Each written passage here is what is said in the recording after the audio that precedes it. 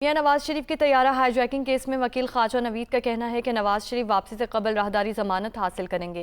तैयारा hijacking case दुनिया का वाहिद case है जिसमें हाईजैकर जमीन पर और तैयारा आसमान पर था।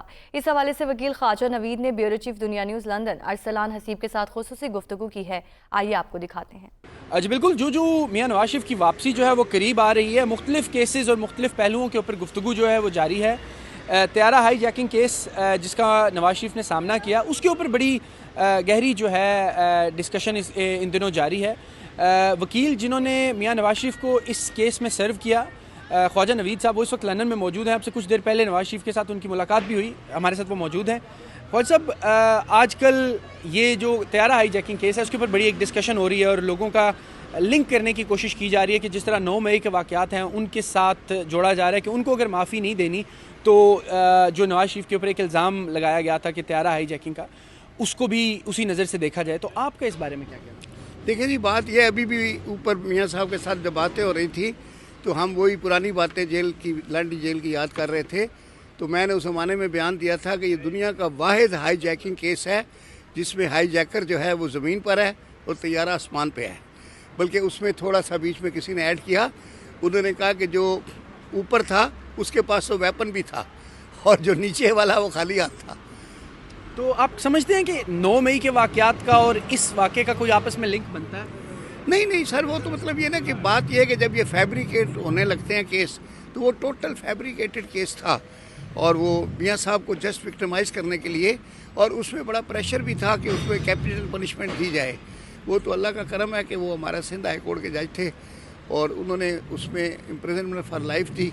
बाकी 5 मुल्ज़मान थे उसमें, साथ अपना गौस अली शाह साहब थे, राना मकबूल साहब थे, उसके साथ थे सैफुर रहमान साहब, शायद खाकान अब्बासी और शहबाज शरीफ साहब थे।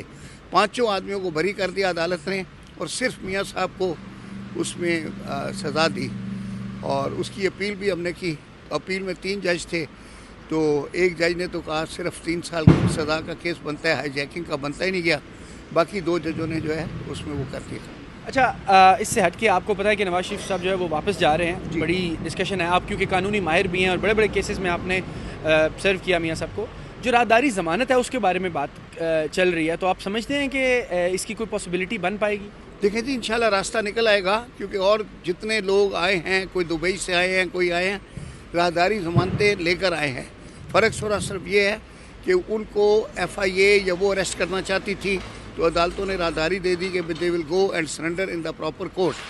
अच्छा, अब इसमें भी ये है कि इसमें जो कन्विक्शन बनाई हुई है वो अदालत की इजाज़त से गए हैं, तो उसमें एप्लीकेशन लग सकती है कि वो वापस आके अपने कोर्ट में सरेंडर करना चाहते हैं, तो उनको राहदारी ज़मानत दी जा सकती है अदालत जाने के लिए। There is possibility. जी, जैसे कि आपने जाना, ख्वाजा साहब हमारे साथ मौजूद थे और उन्होंने कहा कि जो केस जिस नोयत का है और मियाँ साहब क्योंकि अदालत की इजाज़त से बाहर आए थे, तो पॉसिबिलिटी बन सकती है कि उन्हें राहदारी ज़मानत जो है वो दे दी जाए और वहाँ पहुँच कर वो ये डिक्लेयर करें कि मैं खुद अदालत जाऊँगा और अपने केसेस जो हैं उनको प्रोसीड करूँगा। जी।